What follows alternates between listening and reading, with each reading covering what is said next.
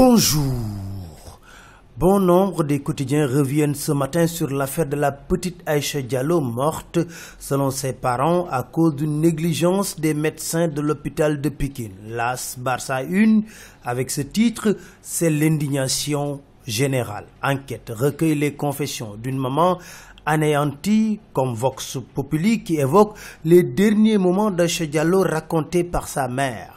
Sa maman de dire, Aïcha ne pouvait plus marcher ni parler. Elle vomissait et son ventre enflait.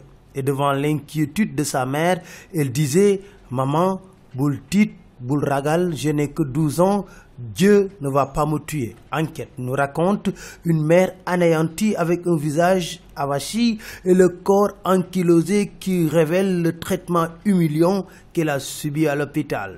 Ils ont tenté de me faire sortir de force de l'hôpital. Ils ont voulu m'humilier en passant par ma fille, déclare-t-elle.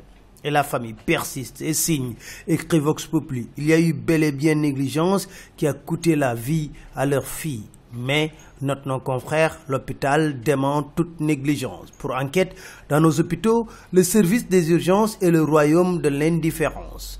Mais cette affaire a secoué la République. Las de nous dire, le ministre Abdoulaye Diouf Sarr a convoqué le directeur de l'hôpital et le chef du service des urgences. Le quotidien de révéler qu'une enquête sera ouverte par le ministère et des sanctions ne sont pas à exclure, note Las. Le quotidien nous dit, bof, c'est des médecins après la mort. Quelqu'un qui ne cache pas son manque de confiance en notre système de santé, c'est bien le juge Demba Kandji. Les Échos révèlent que pour un simple check-up, il n'a pas hésité à rallier Paris. Le haut magistrat s'est livré à visage découvert dans l'émission Capitale sur M6 diffusée dimanche dernier pour dire le plateau médical n'est pas le même qu'au Sénégal et l'offre de services est différente. Pour son bilan, la tension est parfaitement équilibrée, pas de diabète, risque d'AVC faible. Affaire Abdoulaye Baldé, Libération révèle que la commission d'instruction de la CREI a saisi le procureur spécial pour un règlement définitif du dossier.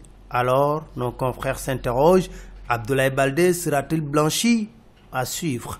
Dossier Khalifa Sall. Le Témoin nous dit, le maire de Dakar renforce sa défense avec maître Moustapha Ndoye et maître François Sarr, connus comme étant de grands procéduriers et des spécialistes en matière de finances. Et la bataille judiciaire risque d'être âpre. Projet de loi de finances pour l'année 2018, selon l'Observateur, Macky veut verrouiller le pays avec 2,5 milliards de plus pour la sécurité des frontières et 2 milliards pour l'équipement de la police. Quant au département de sport, c'est toujours le bluff. Preuve, le budget du ministère des Sports a connu une baisse de 3 milliards. Mais Macky Sall n'oublie pas la politique. Selon le Témoin, il a reçu les pontes de l'APR hier. Nos confrères d'écrire, après le bâton, Macky tend la carotte à ses partisans. Vox Populi parle plutôt d'une réunion houleuse des apéristes au palais avec des règlements de compte entre responsables.